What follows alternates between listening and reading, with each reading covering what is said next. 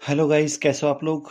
उम्मीद करता हूँ आप लोग अच्छे होंगे। और आज हम कॉपी का एनालिसिस करेंगे जो कि है मिशु चौधरी की, जो कि 10th क्लास की कॉपी है। उनके नंबर आए हैं आपके पास में 24.5 आउट ऑफ 30। ठीक है, मतलब 24.5 नंबर इन्होंने गेन किए हैं 30 में से। अब वो किस तरीके से इनके नंबर आए उसके बारे में अपन कंप्लीटली एनालिसिस करेंगे। ठीक है, तो सबसे पहले तो जो आपके पास में क्वेश्चन दे रखा था उस क्वेश्चन के अकॉर्डिंग इन्होंने सेक्शन फार्मूला यूज़ किया है, जो कि एकदम सही है। ये जो सेक्शन फार्मूला लिखा हुआ है वो एकदम सही है। और उनमें दोनों में इन्होंने वैल्यू पुट करी है, और वैल्यू पुट करने के बाद में इसको कैलकुलेट करने की कोशिश की है। अब यहाँ पे जो कैलकुलेशन करी है उसमें यहाँ पे इन्होंने क्रॉस मल्टीप्लाई करते वक्त जो यहाँ पे प्लस साइन था उसकी जगह यहाँ पे माइनस पुट कर दिया, जो कि एक ब्लंडर मिस्टेक है। इस चीज़ का इनको ध्यान रखना होगा। बट बाद में जाके इन्होंने -4 से मल्टीप्लाई करके जो आपके पास में इक्वेशन आती है वो उन्होंने करेक्ट सेट करी है, जो कि ठीक है, जिसकी वजह से इनका answer m1/m2 is equal to 2/7 आ रहा है, जो कि एकदम सही है। इस रेशियो को यूज़ करके इन्होंने m1 और m2 की वैल्यू को यूज़ करते इन्होंने y की वैल्यू फाइंड आउट करी है, जो कि एक करेक्ट आंसर है। पहला क्वेश्चन सही है, बट ये छोटी सी एक कैलकुलेशन मिस्टेक माइनस के साइन की वजह से इनका आधा नंबर कट कर लिया गया, जिसकी वजह से इनके ओनली 5.5 नंबर आए हैं। ठीक है, 6 में से 5.5 नंबर दिए गए। सेकंड क्वेश्चन है, सेकंड क्वेश्चन के अंदर भी यहाँ पे x और y की वैल्यू आपको पूछी है, और यहाँ पे जो वैल्यू दे रखी है रेशियोज़ की वो आपको थोड़ा सा अलग तरीके से दे रखी है, जो कि आपको फाइंड आउट करनी है, जैसे मैंने क्लास में आपको सिखाया था। यहाँ पे x और y के लिए निकालने के लिए जो फॉर्मूला इस्तेमाल किया वो एकदम ठीक है।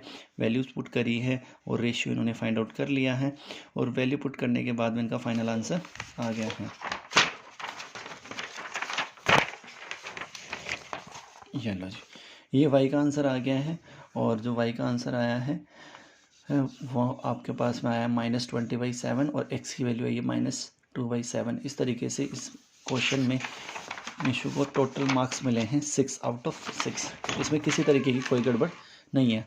ठीक है, अब उसके बाद में क्वेश्चन नंबर आता है थर्ड।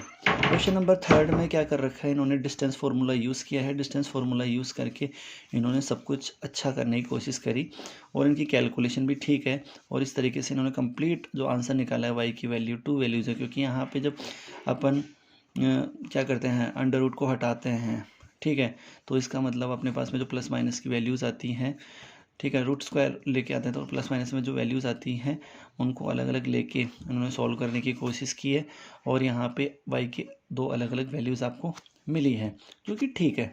तो यहाँ पे नंबर मिले इनको 6 आउट ऑफ 6। ठीक है, फिर अगले क्वेश्चन पे आते हैं। अगले क्वेश्चन में इन्होंने सॉल्व करने की कोशिश की, जो कि डिस्टेंस फार्मूला से होने वाला क्वेश्चन था। उन्होंने सेक्शन फार्मूला लगाया, जो कि इनकी कम्प्लीटली रॉन्ग अप्रोच थी, इसीलिए इस क्वेश्चन के आंसर को कट कर दिया गया है, जो कि इसमें 0 नंबर मिला है, क्योंकि इनकी अप्रोच ही रॉन्ग थी। ठीक है, फिर अगला जो क्वेश्चन आता है उसमें ये पूछा गया था इनसे कि इस स्क्वायर के बारे में। 4 आपके पास में वर्टेक्सेस दे रखे थे, और चारों वर्टेक्सेस की हेल्प से ये पूछा गया था कि जो आपके पास में स्ट्रक्चर बन रही है वो स्क्वायर है कि नहीं। तो इनको इसमें डिस्टेंस फार्मूला यूज़ करना था, बट इन्होंने क्या किया, सेक्शन फार्मूला इम्प्लीमेंट किया। इम्प्लीमेंट करने से वो चीज़ें नहीं निकल के आई जो निकल के आनी थी, क्योंकि डिस्टेंस फार्मूला से चारों साइड्स को बराबर ये निकालते, और बराबर निकालने के बाद में करते। लेकिन ये सब चीज़ें इन्होंने यहाँ सेक्शन फार्मूला इम्प्लीमेंट करने की कोशिश करी, तो ये जो कि ये इतना जो है ढांचा है वो ठीक नहीं है। बट फिर भी इन्होंने जो मिड पॉइंट की वैल्यू निकाली वो ठीक है देखा जाए तो। बट मैंने ये इनसे पूछा नहीं, मैंने इनसे केवल पूछा था कि चारों साइड्स बराबर हैं कि नहीं, उसके बेसिस पे अपने को बताना था। तो अब आगे इन्होंने ये चीज़ यहाँ सब कुछ कट कर दिया, ये सवाल में जो इन्होंने फाइंड आउट किया था वो कट कर दिया। कट करने के बाद दोबारा से इस क्वेश्चन को सॉल्व किया है। दोबारा क्वेश्चन सॉल्व करने के बाद में इसने ए बी की वैल्यू निकाली है √34, और यहाँ पे जो वैल्यू निकाली है आपके पास में बी सी वो भी √34, सी डी की वैल्यू √34, और ए डी की वैल्यू √34। तो ये जो इन्होंने बाद में सॉल्व किया है, जो डायगोनल डिस्टेंस है वो निकाली √68, वो भी सही है। और इस तरीके से जो बाद में वैल्यू फाइंड आउट करी है, दोनों डायगोनल निकालने हैं, दोनों की वैल्यू कितनी है, √68। तो जो कंक्लूजन ये है कि चारों साइड्स बराबर है, अंडर रूट्स की जो लेंथ है वो भी बराबर है, तो ये कंप्लीटली आपके पास में एक स्क्वायर होगा, जिसमें इनको नंबर मिले हैं 6 आउट ऑफ 6। ठीक है, इसमें कोई दिक्कत नहीं है। अगला क्वेश्चन आता है। अगले क्वेश्चन में इन्होंने क्या किया है अभी देखते हैं। अगले क्वेश्चन में इन्होंने जो आपके पास में देखा जा रहा है कि इन्होंने सेक्शन फार्मूला लगाने की कोशिश की, जिसकी वजह से इनका ये गड़बड़ हो गया। और ये जो क्वेश्चन है, इस क्वेश्चन के अंदर इन्होंने केवल और केवल एक ही वैल्यू निकाली है सही, बाकी दोनों की दोनों चीज़ें गलत है।